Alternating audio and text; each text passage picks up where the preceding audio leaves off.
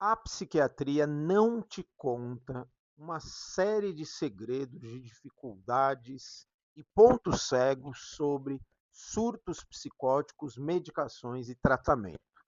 Se você tem interesse sobre esse assunto, eu te peço a gentileza de deixar já o like aí, fazer seu comentário, para a gente ter um alcance maior. Esse assunto é muito sério e é muito importante. Vocês sabem que durante um longo período eu acompanhei uma pessoa que, quando eu entro no caso como acompanhante terapêutico, essa pessoa vinha de surtos psicóticos graves há alguns anos e ela tomava 7 medicações psiquiátricas. 7 medicações psiquiátricas. Acompanhando o caso dela, como acompanhante terapêutico, basicamente a gente faz muitas reuniões, encontros com equipe, a gente tenta entender o funcionamento da família e, principalmente, fazer o vínculo com a acompanhada, nesse caso, essa moça que estava com 7 medicações. Muito bem. A partir disso, começa um trabalho longo, demorado e sutil, em que essa mulher passa a confiar em mim, a família também, e a gente vai saindo pela cidade, entendendo a história dela, resgatando os sentidos das coisas, e conseguimos fazer um trabalho com o CAPS, o Centro de Atenção Psicossocial. E aí ela começa a ter uma rotina de atividades, de passeios, de saídas, etc. e tal. O que acontece aí, colocando aí uns 2 anos de trabalho? Ao final desse projeto terapêutico, ela está apenas com 2 medicações psiquiátricas. E é isso que eu quero mostrar para você, pontos que você não vai ver por aí. Então, permaneça nesse vídeo.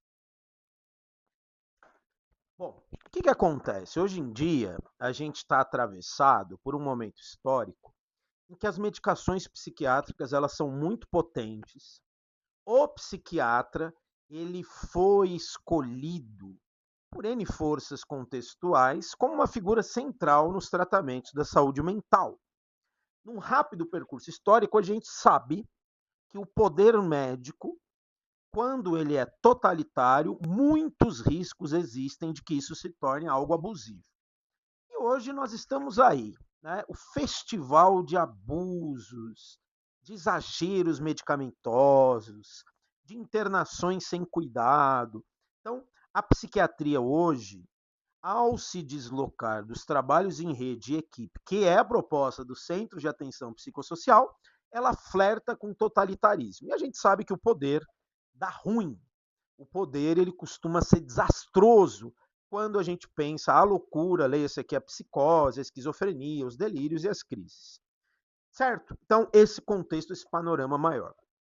No trampo de acompanhante terapêutico, que é um trampo que vem da lógica antimanicomial, que nasceu aqui no Brasil há muito pouco tempo, que tem como olhar fundante a psicanálise e que é radical. Ele tem uma ideologia por trás, o verdadeiro acompanhamento terapêutico, tem muita besteira por aí, que é dar voz ao sujeito, não normatizar o sujeito a qualquer custo, entender que o sujeito tem direito a viver experiências fora da norma. Só isso. Dá um bojo, uma ideia para vocês entenderem o tratamento. Então, o que faz o acompanhante terapêutico? Primeiro, parcerias. Né?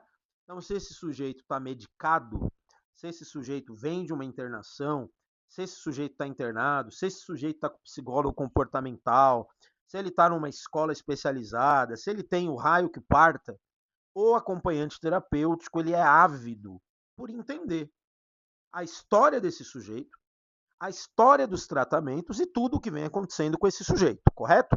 A partir daí, esse acompanhante terapêutico vai criando o que a gente chama de um plano terapêutico, que é um plano sistêmico. O que é um plano sistêmico? Bom, a aposta é todo sujeito que sofre uma crise grave, média, curta, não é?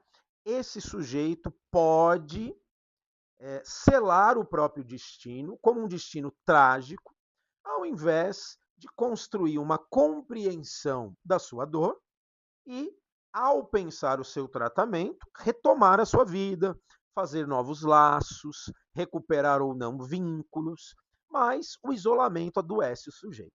O que acontece num surto psicótico, né?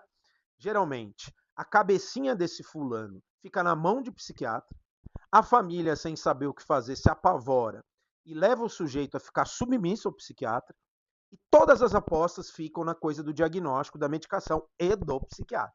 Né? Nesse sentido, é o que a psiquiatria atual não alcança.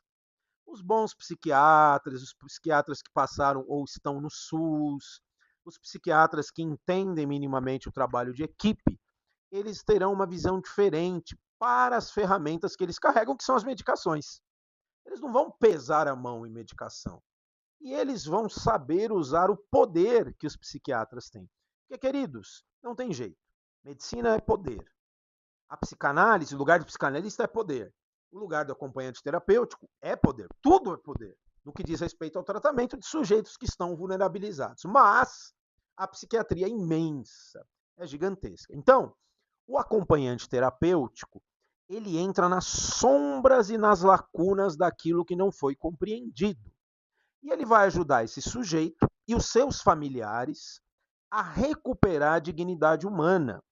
E nesse sentido, ao fazer parceria com o psiquiatra, diminuir o poder da medicina e o poder dos outros, porque todo mundo quer falar sobre aquele que está adoecido, sofrido, que teve um surto.